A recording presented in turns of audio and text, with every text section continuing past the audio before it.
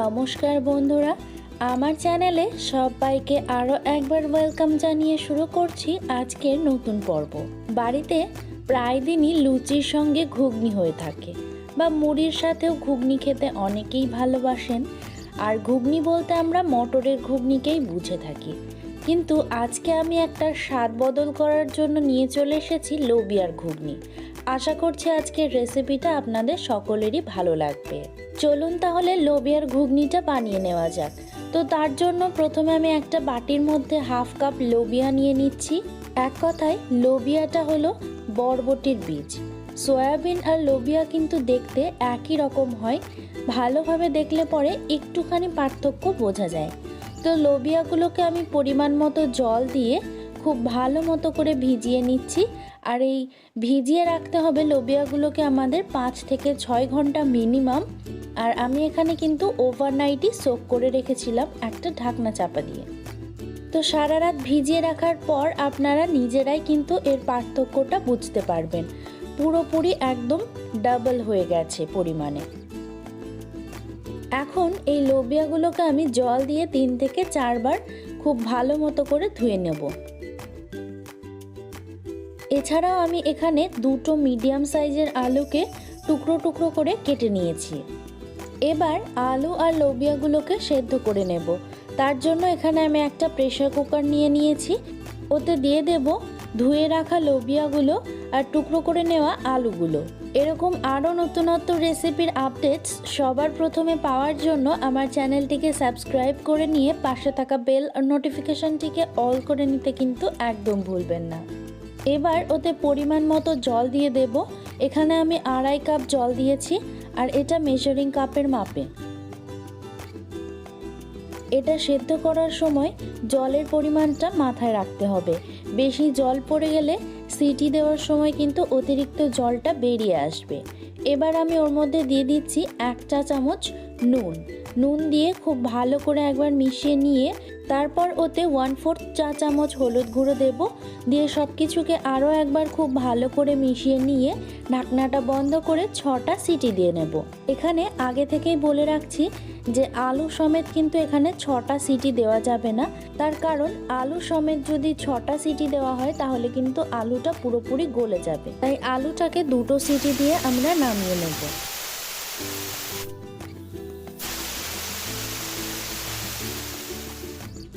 তারপর একটা মশলার পেস্ট বানিয়ে নেব। তার জন্য এখানে আমি একটা বাটির মধ্যে নিয়ে নিয়েছি একটা মাঝারি আকারের টমেটোর টুকরো, নিয়ে নিচ্ছি 5টা কাঁচা লঙ্কা।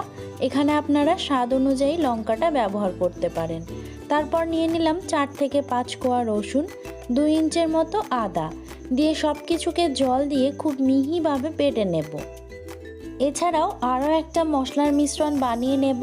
তার জন্য একটা বাটির মধ্যে নিয়ে নিচ্ছি 1 চা চামচ জিরে গুঁড়ো, নিয়ে নিচ্ছি 1/2 চা চামচ শুকনো লঙ্কার গুঁড়ো, আর নিয়ে নেব 1/4 চা চামচ করে হলুদ গুঁড়ো আর নুন দিয়ে সামান্য একটু জল মিশিয়ে ঘন পেস্ট বানিয়ে নেব। তো আমাদের সব মশলাগুলো একদম তৈরি হয়ে গেছে। এখন আমরা মেইন রান্নার দিকে চলে আসব। তার জন্য গ্যাসের চুলায় আমি এখানে একটা কড়াই বসিয়ে নিয়েছি। ওতে দিয়ে দেব 2 টেবিল চামচ সর্ষের তেল। আর রান্নাটা কিন্তু সর্ষের তেলেই করতে হবে। তেলটাকে গরম করে নিয়ে ফোড়নের জন্য দিয়ে দেব 1/4 চা চামচ গোটা জিরে, একটা দারুচিনির টুকরো, একটা শুকনো লঙ্কা, 2টো লবঙ্গ, 2টো ছোট এলাচ, আর দিয়ে দেব একটা তেজপাতা। দিয়ে ফোড়নটাকে কয়েক সেকেন্ডের জন্য ভেজে নেব। ফোড়ন থেকে খুব সুন্দর স্মেল আসলে ওর মধ্যে দিয়ে দেব কালারের জন্য 1/4 চা চামচ চিনি, আর সাথে সাথেই দিয়ে দেব একটা মাঝারি আকারের পেঁয়াজ কুচি। পেঁয়াজটাকে মিহি করেই কুচিয়ে নিতে হবে।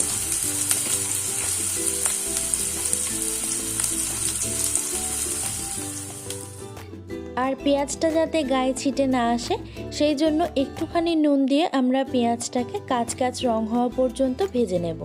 এখানে কিন্তু পেঁয়াজটাকে কড়া করে ভাজার কোনো দরকার নেই।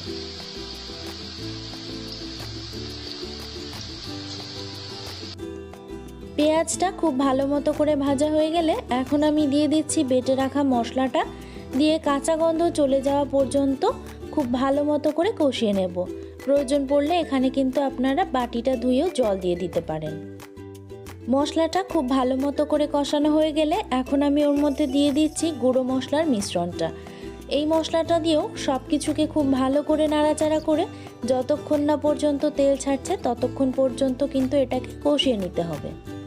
তো মশলাটা খুব ভালো মতো করে কষানো হয়ে গেছে, তেলও ছেড়ে দিয়েছে। এখন আমি ওর মধ্যে একটুখানি ধনেপাতা কুচি দিয়ে আরও একবার সব কিছুকে খুব ভালো মতো করে মিশিয়ে নিচ্ছি।